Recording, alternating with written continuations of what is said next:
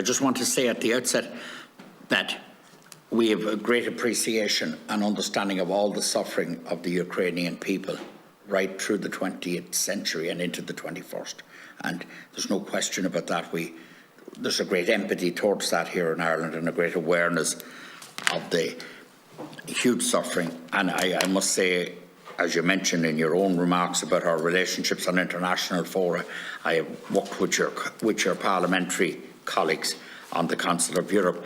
I had the privilege of visiting Kharkov on one occasion. It's a beautiful city, and sadly, in a conflict situation, it would be very much on the front line, and that's all very tragic. So, and I mean, it is the Irish position that we respect the territorial integrity of Ukraine, and that we were obviously against the occupation of Crimea and anything in Donbass as well. So, but just to put you some questions, and it's important that this get asked and that you respond to this, Ambassador, because it's a question that a lot of people want to ask, but they're a bit too polite to ask you. Would you accept that it's a reasonable fear for the Russians to be afraid of your full participation in Europe, say, and in NATO without some guarantees, and that's a reasonable fear on the Russian side, and that while it's not reasonable that Russia should occupy your territory, would you accept that there is a onus on Ukraine in the middle of the diplomatic efforts now, and through we pray that there's a successful meeting with the German Chancellor and your President, or rather the Russian President today.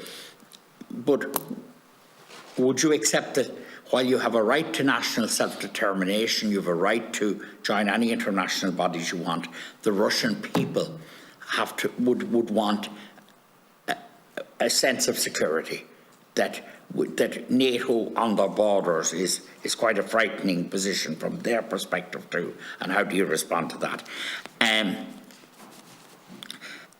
What would your response be to the Russian withdrawal of troops today? I mean, do you see that as a good portent, a good sign, or do you see that as some sort of a manoeuvring? But hopefully you will be fit to tell us that it's good news. We'd love to believe in Ireland here that it is, because there's nobody around this chamber but realises from very many reasons the horror of war, and we want a war avoided at all costs. So you might comment on that initiative today. Again, it's already been asked, but you might comment on the Minsk agreement and its working out, and why there's been a kind of a breakdown, and why there's been sort of breaches of the Minsk agreement and what can be done there. I'm interested, and I raised this with the Russian ambassador, on civil liberties and human rights in Belarus and the horrendous things that are happening in Belarus.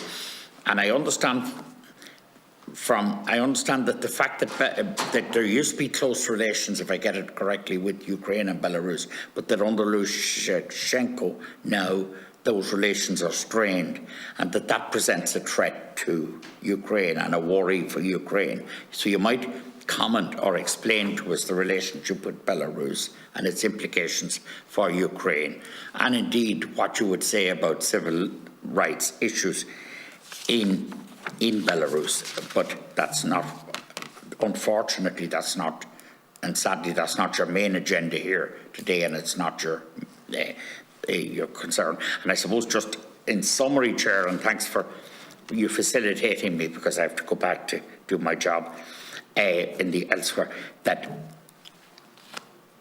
in summary, we as a neutral, peace-loving people, and who, as you recognise our role in the UN and that, we want a peaceful outcome here.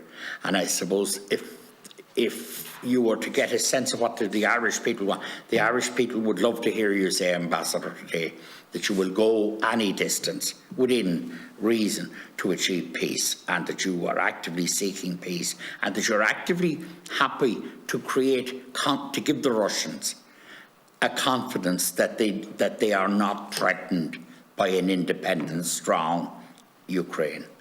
that through diplomatic methods that could be achieved. And thank you very much, Chair. Okay, thank you, Senator.